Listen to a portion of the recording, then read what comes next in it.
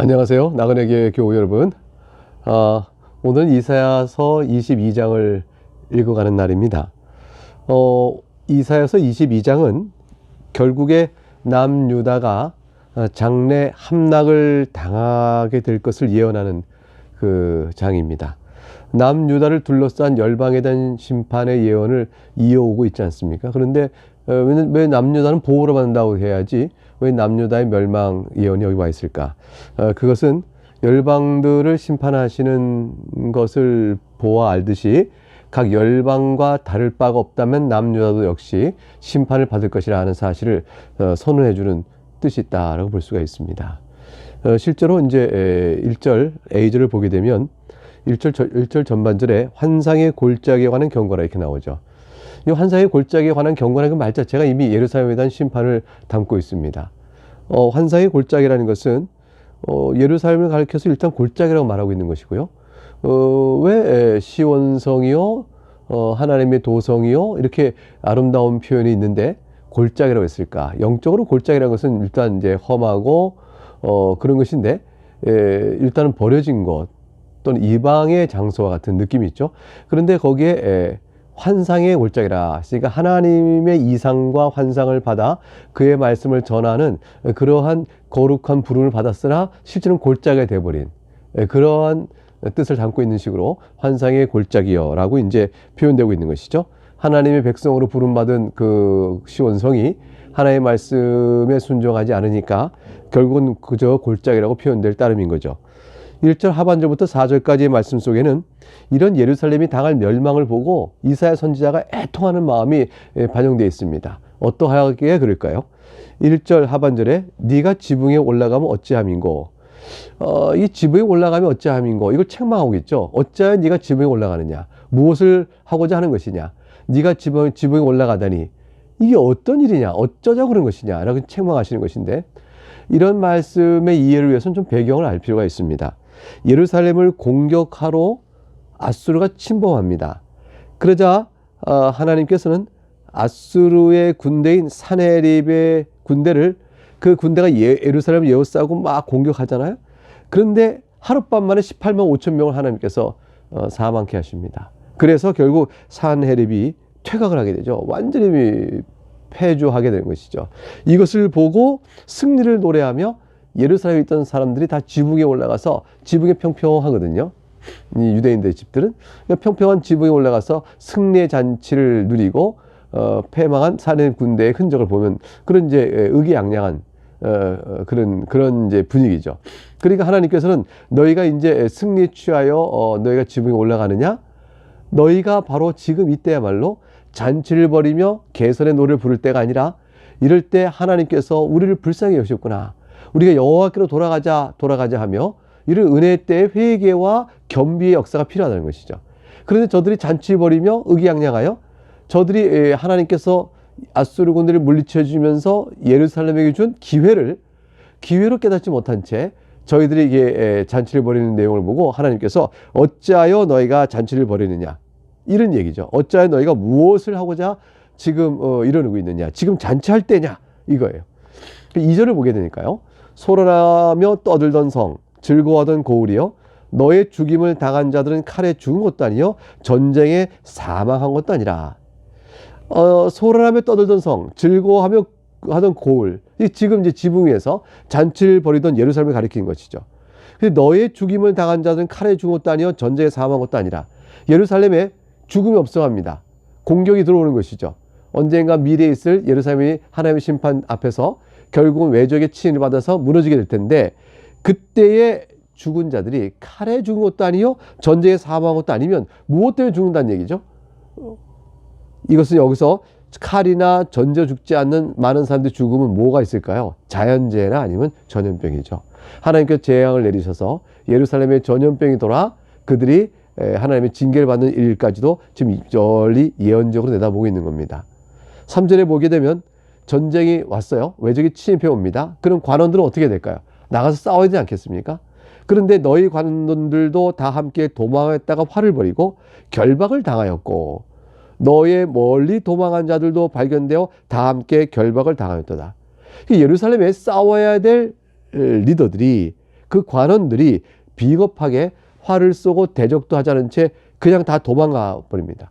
도망가다가 그냥 비참하게 붙들려 버리는 것이죠. 실제로 바벨론이 침공할 때 나중에 아수르 이후에 바벨론이 세워진 나라가 예루살렘을 침공해 옵니다.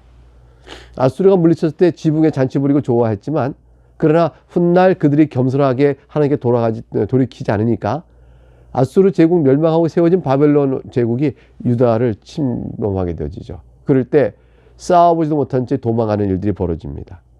그리고 실제로 바벨론 침공 때에 저들의 모습이 그러했습니다. 4절 그러므로 내가 말하노니 이사야의 소리가 나옵니다. 돌이켜 나를 보지 말지어다. 나는 슬피 통곡하겠노라. 내 딸 백성이 패망했으로 말미암아 나를 위로하려고 힘쓰지 말지니라. 눈물이 흘러내립니다. 이스라엘을 향한 이사야 선지의 애통의 마음이 여기에 기록되어 있습니다. 자, 5절과 7절을 이어보면 이제 예루살렘을 공격했던 이방 군대의 모습이 나옵니다. 이제 어떤 모습으로 참혹하게 되어질까요? 5절 환상의 골짜기 예루살렘을 가리킨다고 그랬죠. 주 만군의 여호와께로부터 이르는 소란과 발표인과 혼란의 날이요 하나님께서 내리는 심판이요 환상의 골짜기 있고 예루살렘에 소란과 발표인과 혼란이 일어납니다. 발피란 건 뭐예요? 군대 발자국에 막 밟히는 거죠. 성벽의 무너뜨림과 산악에 사무쳐 부르짖는 소리로다. 산에서 우르 소리가 나고 성벽은 무너져 내려갑니다. 6절에 엘람 사람은 화살통을 메었고, 이거 무서운 일이에요. 엘람 사람들은 화살을 잘 쏘기로 유명한 사람들입니다. 그 사람들이 화살통을 딱 메고 예루살렘을 공격해 옵니다. 그 다음에 병거 탄자와 마병이 함께했다. 이거 올라가서 탱크 부대가 막 돌진하는 거 아니겠어요? 기르 사람들은 방패를 드러냈으니 기르 사람들이 뭉쳐서 강력한 보병을 이루어서 방패를 앞서서 진군해 옵니다. 어떻게 될까요? 이 엘람 사람과 기르 사람들은 정복 땅에서 아수르가 정복했던 아수르 편에서, 바벨론이 정복했던 바벨론의 편에서, 메데 바사가 정복했던 메데 바사의 편에서 각각 제국의 확장에 역할을 했던 사람들입니다.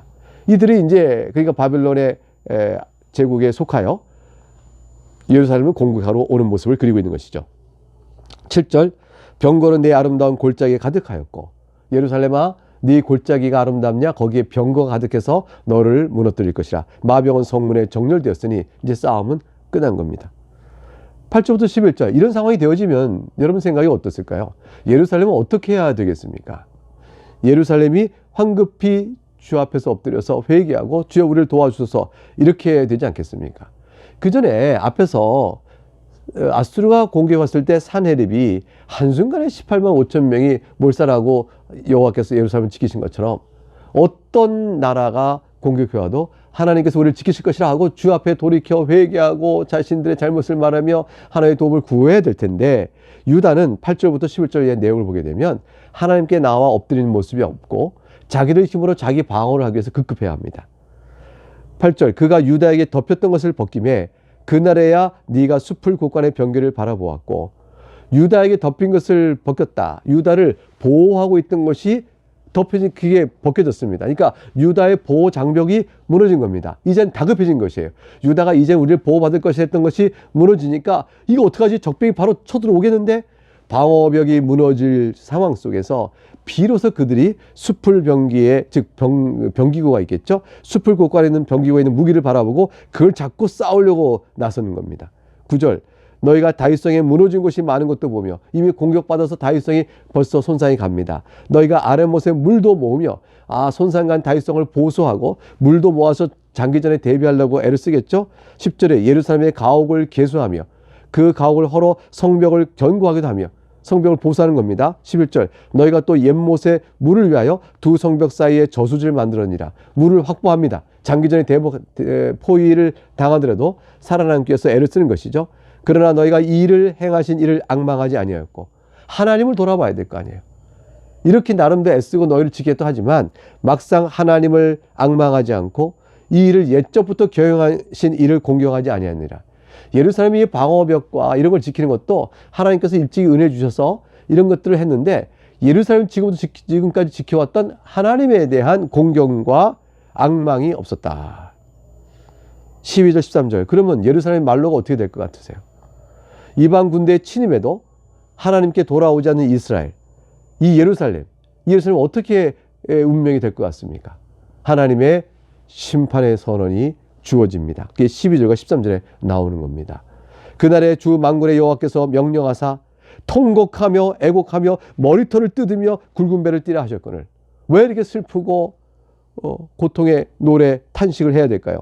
13절 너희가 기뻐하며 즐거워하여 소를 죽이고 양을 잡아 고기를 먹고 포도를 마시면서 내일 죽으리니 먹고 마시고자 하는지라. 이제 죽음의 심판이 임박해 왔는데 이런 태평한 소리를 하고 있는 것이죠. 14절 만군의 여호와께서 친히 내 귀에 들려 이르시되 진실로 이 죄악은 너희가 죽기까지 용서하지 못하리라 하셨느니라. 주 만군의 여호와의 말씀이니라. 하나님께서 이렇게 정신 못 차리는 유다, 예루살렘을 향하여 말씀합니다. 죽기까지 용서하지 못하겠다. 하나님의 엄격한 심판이 선언됐습니다. 이렇게 이제 유다가 또 예루살렘의 정신을 못 차린 까닭에는 원인들이 그 내부적으로 볼 수가 있죠. 그 중에서 특별히 15절 이하부터는 유다 예루살렘의 관리들의 부정부패를 얘기합니다. 그 중에 대표적인 사례로 셈나를 우선 먼저 지적합니다. 이 셈나는 부정부패로 호의호식하면서 외교적 전략으로 붙어서 어떻게 우리가 유다를 지키고 예루살렘을 지키자. 즉 하나님 앞에 나와 엎드린 일을 방해했던 사람이죠. 15절 주 만군의 여호와께서 이르시되 너는 가서 그 국고를 맡고 왕궁 맡은 자 셈나를 보고 이르기를. 이 셈나라는 사람이 나와요. 16절 네가 여기와 무슨 관계에 있느냐? 여기에 누가 있기에 여기서 너를 위하여 묘실을 팠느냐? 높은 곳에 자기를 위하여 묘실을 팠고 반석에 자기를 위하여 처소를 쪼아내었도다. 이게 무슨 얘기냐면 셈나는 관리예요. 왕족이 아닙니다. 왕실의 무덤에 들어갈 수가 없는 자예요. 근데 이 자가 권력을 가지고 부정부패로 호의호식하면서 교만이 하늘에 이르니까 자신의 신분과 주제를 넘어서서 왕실에다가 자기 묘지를 파는 겁니다. 그러니까 셈나가 어떤 사람인지 알 수 있겠죠. 17절 나 여호와가 너를 단단히 결박하고 장사같이 세게 던지되 셈나야 네가 여기 무슨 관계에 있느냐? 왕실의 묘시 너와 무슨 관계에 있기에 네가 여기다 네 묘지를 파느냐? 내가 너를 단단히 결박하여 밖으로 세게 던져버릴 것이라. 어디로 날아갈까요? 18절 반드시 너를 모질게 감싸서 공같이 광막한 곳에 던질 것이라. 공처럼 뚫뚫 말아 광야로 던져버린다고 그래요. 황망한 땅. 사막이 되기 직전에 광야. 주인 집에 수치를 끼치는 너요. 네가 왕실이 주인 아니겠어요? 주인 집에 네가 네 묘실을 파니 주인 집에 네가 수치를 주는 것이라. 네가 그곳에서 죽겠고 내 영광의 수레도 거기에 있으리라. 그곳이 광야입니다. 네가 광야로 내 던진 다음에 네가 주인 집에 수치를 주는 자가 되었으니 내가 심판하여 너를 광야에 던져버리고 네가 영광을 자랑하던 네 수레도 거기 던져질 것이라. 19절 내가 너를 네 관직에 쫓아내며 네 주위에서 낮추리라. 그러니까 내가 결국은 셈나가 관직을 박탈당합니다. 그리고 낮은 위치로 되어버리죠. 하나님이 징계해버리십니다. 20절부터 25절에 셈날 대신해서 엘리야김을 세우시는 내용이 나옵니다. 근데 엘리야김도 완악해져서 심판을 받습니다. 20절 그날에 내가 힐기의 아들 내 종 엘리야김을 불러. 내 종이라는 것은 주님께서 사랑하는 종이라는 뜻보다 내가 맡길 일을 할 종, 그런 뜻이에요. 엘리야김을 세웠습니다. 21절 너의 옷을 셈나 너의 옷을 그에게 입히며 셈나 너의 띠를 그에게 띄워 힘있게 하고 네가 가졌던 권력, 그 정치 권력을 그의 손에 맡기리니 그가 예루살렘 주민과 유다 집의 아버지가 될 것이며. 그래서 유다와 예루살렘의 리더로 너를 대신한 내가 엘리야김을 세우겠다. 22절 내가 또 다윗의 집의 열쇠를 그의 어깨에 두리니 어깨에 정사를 맨 것처럼 다윗의 왕국을 다스릴 수 있는 정권을 그에게 맡긴다는 뜻이죠. 그가 열면 닫을 자 없겠고 닫으면 열 자가 없으리라. 이것은 엘리야김을 왕으로 세운다는 뜻은 아니에요. 왕은 아니고 왕 밑에 최고의 관직에 올라 총리처럼 전체 나라를 다스리는 영광을 그에게 주겠다는 것이죠. 23절과 24절 못이 단단한 곳에 박힌같이 그를 견고하게 하리니 그가 그의 아버지 집의 영광의 보좌가 될 것이요. 엘리야김이 못이 단단한 곳에 탁 박히면 얼마나 든든해요. 그래서 거기에 탁 걸어서 그 견고하게 됩니다. 그의 아버지의 모든 가문이 다 그로 인해서 영광을 받을 거라고 말하죠. 24절 그의 아버지 집의 모든 영광이 그 위에 걸리리니 얼마나 든든해요. 그 후손과 족속되는 각 작은 그릇 곧 종지기로부터 모든 항아리까지 다 거기에 걸릴 것이라. 그래서 그 엘리야감의 가문이 하나님의 은혜를 입어서 셈나이를 대신하여 이게 높은 지위에 이르러 가문 전체가 안정되고 평안하며 명예로운 일을 구하게 될 것이라 이렇게 되어 있어요. 그러면 여러분 이렇게 되어진 상황이 되면 엘리야감은 어떻게 해야 되겠습니까? 하나님께 엎드려 겸손히 셈나의 몰락을 보면서 유다가 나갈 방이 무엇인가를 들어 하나님 앞에 엎드리자 회개하자 이렇게 해야 되지 않겠습니까? 근데 25절 그러나 엘리야김의 영광도 산산이 부서져 버립니다. 25절 만군의 여호와께서 이르시되 그 날에는 단단한 곳에 박혔던 못이 사그리니 그 못이 부러져 떨어짐으로 그 위에 걸린 물건이 부서지리라 하셨다 하라. 나 여호와의 말이니라. 왜 이런 말씀이 주어졌을까요? 엘리야김도 부패해버린 겁니다. 결국은 엘리야김의 영광도 비대한 권력이 다시 부패하여 하나님의 심판을 받게 되는 그 순환의 구조에서 벗어나지 못했습니다. 하나님께서 이 일은 반드시 이뤄할 것임을 작정하신 뜻으로 나 여호와의 말이니라 말씀했습니다. 그것은 마침표입니다. 이 말씀으로 인해서 전체적으로 다 하나님 앞에서 심판을 받게 되어지는 것이죠. 엘리야김도 결국은 부서진 못이 되고 말았습니다. 사랑하는 여러분, 세상은 변합니다. 세상의 어떤 권력도 영원하지 못합니다. 그리고 그나마도 권력을 갖고 있는 자는 부패하기가 십상입니다. 타락하는 것이죠. 사람에게 희망을 둘 수 없다는 뜻입니다. 우리의 희망은 오직 영원토록 변치 아니하며 신실하게 모든 세상을 만드신 전능자이시나 우리를 향한 신실한 사랑을 결코 변치 않으시는 하나님만을 바라보며 의지해야 될 것입니다. 엘리야감이 만일 유다에게 그렇게 했다면, 그렇게 했더라면 엘리야감도 살고 유다도 살았을 것입니다. 오늘 우리가 같은 교훈을 받습니다. 우리가 하나님 앞에 무릎 꿇고 또 의탁하며 나가는 저희 모두 될 수 있기를 주의 이름으로 축복합니다. 네, 감사합니다.